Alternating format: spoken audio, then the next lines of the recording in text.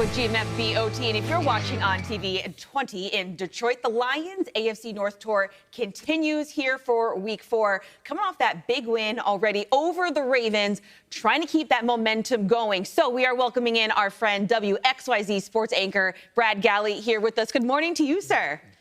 Good morning. I just want to say Brandon Graham being on the show took me back to seeing my teammate get his collarbone broken here in a Detroit scrimmage. Brandon was the #1 player in our state, and we were all afraid of him, and my buddy got his collarbone broken. So, Brandon, I'm glad you're on the other side of things in TV. Keep right? Oh, man, still a Michigan man. If you need any, you just go on social media and just look at him sleeping if you needed any little something there to get back at him.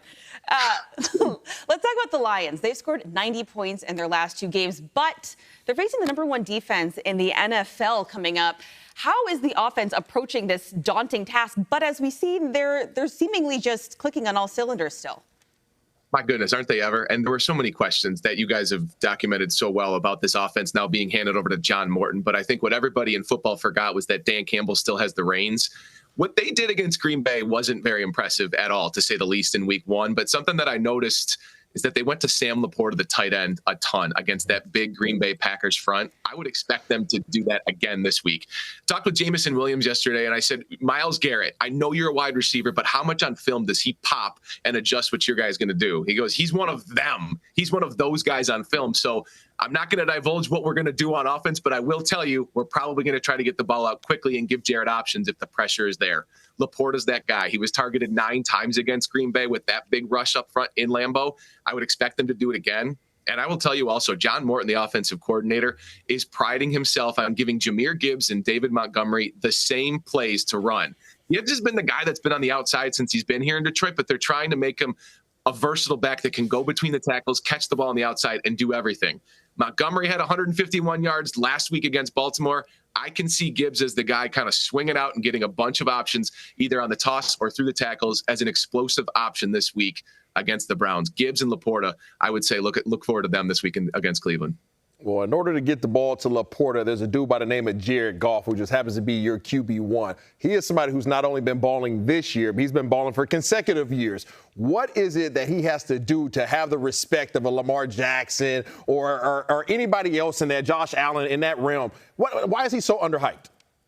He needs some super soldier serum to get the speed that those guys have, to get that respect. I think that's the only way, but I don't think he wants it. Maybe he would, but I think he doesn't care about the respect because Jameson Williams, Amon-Ra St. Brown, everybody in that wide receiver room. St. Brown told me yesterday his toughness is so underrated. And he goes, knock on wood, I think in the time that we've been together, St. Brown said in the 5 years, Goff has missed 1 practice. He goes, he doesn't complain about injuries. He does everything pre-snap you could dream out of a quarterback. And Williams said he's been around and seen all those other quarterbacks on tape. They can run.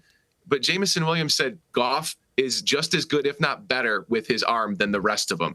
And I will tell you, on that big 4th down play that you're showing here, that clinched the win for the Lions against Baltimore on Monday night, the pre-snap stuff that Goff does, yes, that's underrated, but that was actually a botched play. Isaac Tesla, the rookie, came in because Khalif Raymond was cramping.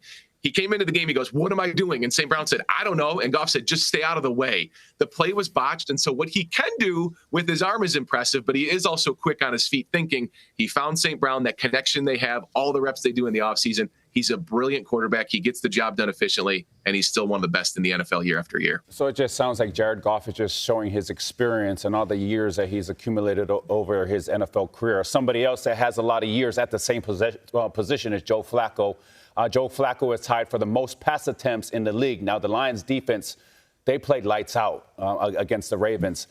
What are they looking forward to doing following off a performance like that against the Ravens, now going against the Cleveland Browns? You know, when we ask Aiden Hutchinson every week what it's going to be like going against quarterback X, quarterback Y, quarterback Z, he kind of steps back and kind of pauses and does. I mean, you've seen his commercials, right? He's got the acting chops. He gets really excited. I think he's licking his chops this week, but that's no disrespect to the Cleveland offensive line, and it's no disrespect to Joe Flacco. Hutchinson said after they sacked Lamar Jackson 7 times, a lot of those were coverage sacks, and it's the cliche in football, right? The marriage of the pass defense and what you can do up front. This town, the #1 question for the last 2 years is who they're going to put on the opposite edge against Aiden Hutchinson. Al-Quadin Muhammad, a guy that the Cowboys cast off last year, had 2 sacks against Lamar Jackson. He said he studies what Hutchinson does. And you better expect those two to bring the pressure again. Now, there is one big note that we learned from Kelvin Shepard, the new defensive coordinator in town yesterday. Terrion Arnold, the first-round pick last year, is actually going to get less snaps this week. They came out and said it. Dan Campbell hinted at it. Shepard said it. It's going to be Amik Robertson more on the outside this week. It's not that they don't trust Arnold. At least that's what they're saying publicly, but they want to give Amik Robertson some more experience out there on the edge against a veteran like Joe Flacco and give Arnold some time to develop. So if you're a Browns fan and you're looking at maybe they're benching their first-round pick, that is a matchup to watch on the outside, no doubt about it. Definitely something to keep our eyes on. And Brad, they say defense wins championships, and this Lions team, as you just spelled out for us, looking really good on that. The goal, obviously, it's late September now. The goal is to host the Lombardi Trophy in Santa Clara early February. The fans, they've had so close the last couple of years. Just what is the vibe and just the optimism, maybe the hope of Lions fans looking at this year and this start so far? DJ Reed, new cornerback, first year with this team. I said, what's it been like for you developing now as a Lion and being around town? And he asked me yesterday, he goes, have people always noticed cornerbacks who have been here for 2 months when I go out to dinner? Because I'm a pretty low-key guy. I'm 5'9". People don't really notice me. He goes, these Lions fans are insane. They're all about it. I think to understand the pulse of this fan base now, you have to obviously look back at the history and the sad history.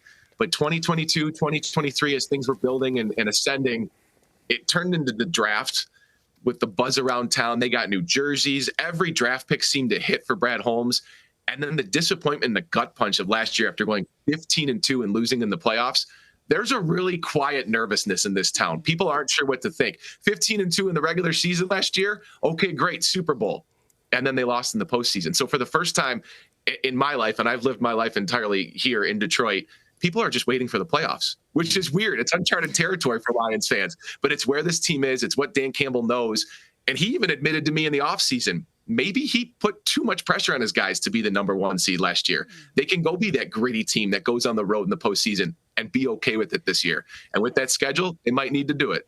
All right, next up, they have the Browns, seeing if they can keep this win streak alive, maybe get to Super Bowl 6. We'll have to wait and see. Brad, we appreciate you joining us. As always, enjoy Week 4. Be well. Join us back here on GMFBOT anytime, my friend.